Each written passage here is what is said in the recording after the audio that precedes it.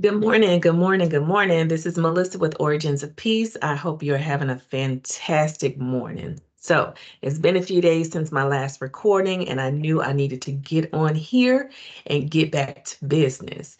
I hope you had a fabulous holiday weekend. I hope you enjoyed yourself. I hope you were able to unwind, get with family and friends, and just do something other than work.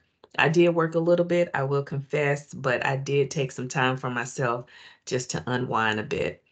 So, today I am bringing you another one of my most popular blogs from a previous written communication. I wanted to bring it to you in video form.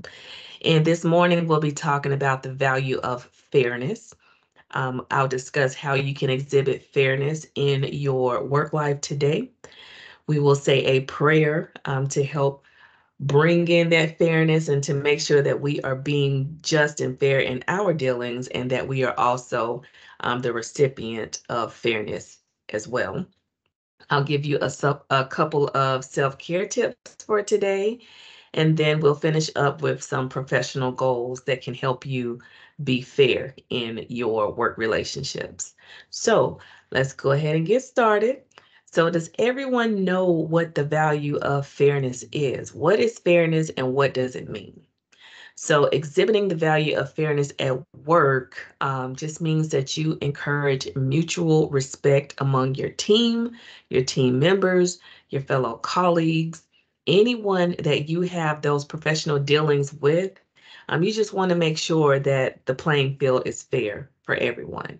So, if you feel like you're being treated unfairly or if things aren't in your favor. You find that there's always some obstacle that you have to climb, something that you have to overcome just to be, treated on the same level with everyone else, then that isn't fair. So let's encourage mutual respect in the workplace, and let's also encourage others to be fair in the way that they handle things. And then, like I was saying, if you feel like you're not being treated fair, then it may be time to bring in someone from HR or maybe, have a conversation with a mentor or someone who can advocate for you to help you create an action plan on how to handle that properly. So before we go any further, let's jump into the morning prayer to get us started, get us centered, to set our day with intention, expectation, and all of those beautiful things. So my prayer simply says, Dear Lord, in an ever changing work culture, my prayer is that things will be fair for all people. Understanding that we are uniquely and wonderfully made and all experiencing life together, but differently, fairness varies for each individual. I ask for your divine intervention that can move obstacles out of the way that hinder us from reaching our full potential. Give us a testimony, O God. Help us to move from conflict to resolution and from chaos to peace. Help us to find the assistance that we need to be impactful, productive, and prosperous. It is so in Jesus' loving name. Amen. So that is our prayer today, and hopefully that will help us to radiate the energy of fairness, meaning we want to be treated fairly and we also want to be fair in our dealings with others. So, your self care tip for today is to actively listen. Actively listen to what's going on around you. Listen to foster a genuine, connection with others. So, you want to connect and just not listen to respond.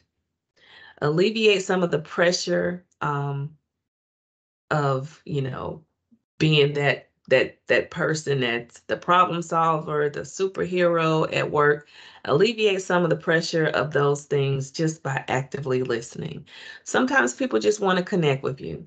If you're on your way to the coffee pot or, to grab your cup of tea this morning, I always have a cup of tea close by.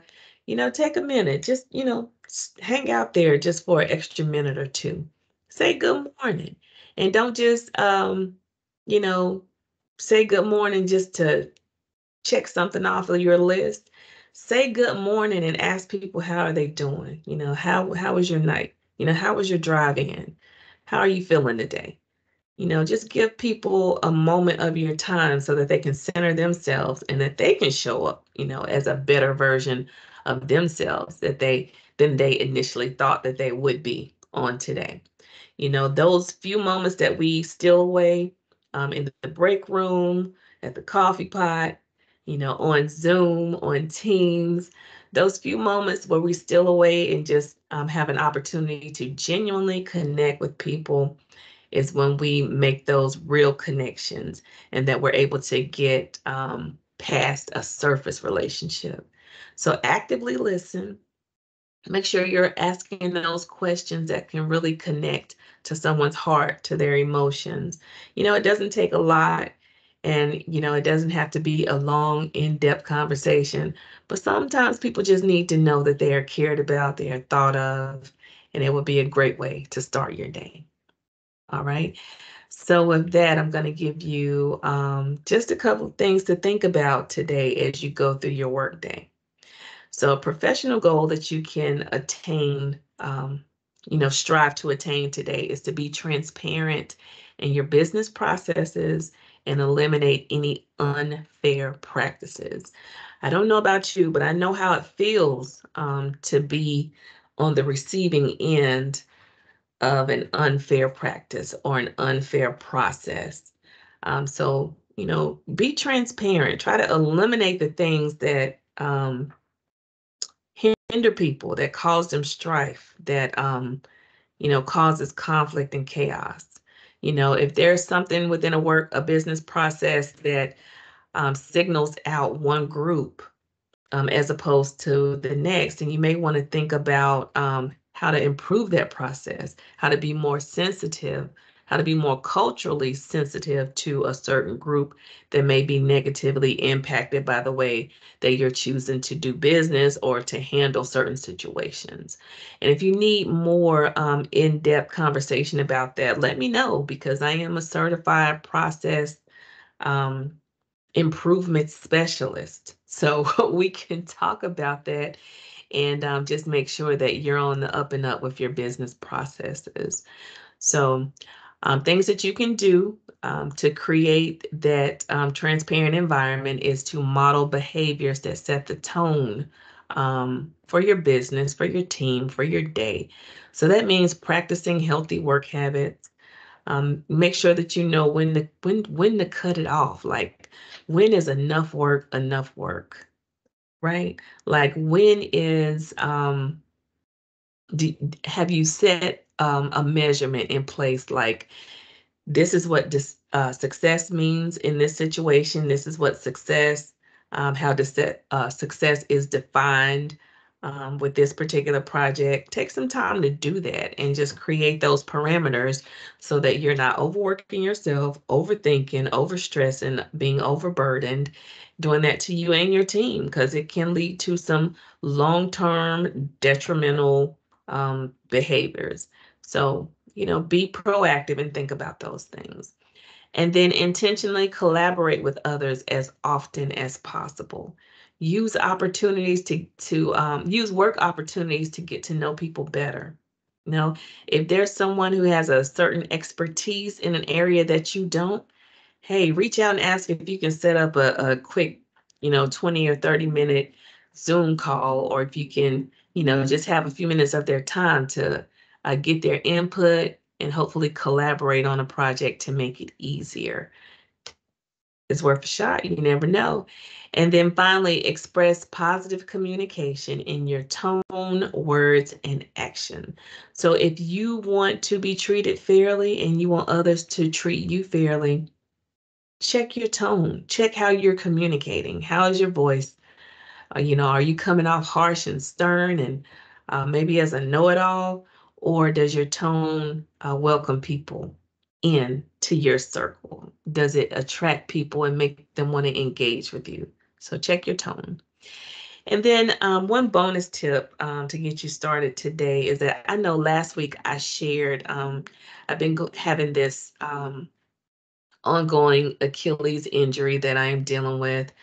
So yesterday I had to have a procedure called dry needling in my calf muscle to help relieve some of the tension whenever I step, because it's really painful, really, really painful.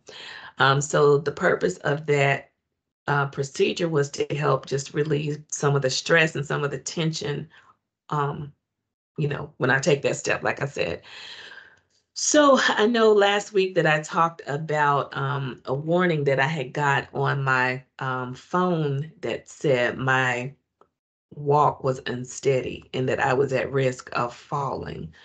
And I mentioned that I wanted to take a little deeper dive into that and see exactly how that's showing up in all areas of my life. Because honestly, work and professional endeavors, sometimes, you might feel not as confident, not as sure, not as steady about certain things as you would like to. And there's actions that you need to take in order to build up that steadiness, in order to increase your strength and to make you feel more confident, um, and able to move more confidently. So, the question I have for you today is, are you walking by faith today? What one thing can you give up control over today? And can you give up the need to be right regarding one work situation?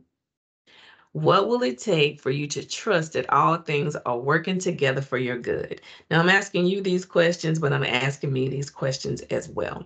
Because sometimes when we are so focused on the outcome of a thing that we take our eyes off of the lessons that are learned through the journey. Like this whole thing with my Achilles has helped me to understand that, like, normally I am a very big cardio person. I love to walk. I love outdoor walks. It's how I de-stress and how I center my thoughts. When that became too much, I moved inside to the treadmill. I purchased this nice Peloton with these on-demand exercises with all these different coaches that I can, take their classes and have this fabulous playlist. I was like, I'm just gonna make it easier on myself, do it at home. And then that became to the point where I was into that. So, um, you know, as I, took steps to try and be in control of the situation, all of those things have been taken from me at this particular point, and I can't engage in the cardio like I have been before. It's very limited now, and as a result, my physical health has been affected by it, and it leads to other things, not being able to walk off that stress, that overwhelm, not being able to take those long walks because, I can knock out 6 miles like, well, I used to could knock out 6 miles and just get lost in the walk. But I say all that to say that, sometimes when you're so focused on controlling a situation, um, that it doesn't always lead to the best outcome. So instead of immediately seeking medical attention, I just tried to deal with the situation. I tried to make accommodations so that I would still be able to do what I needed to do, but I wasn't really treating the symptoms that, were causing the pain. So because of that, more things have come up that are having to be dealt with. So I say that to you just to ask you, what can you give up control over today?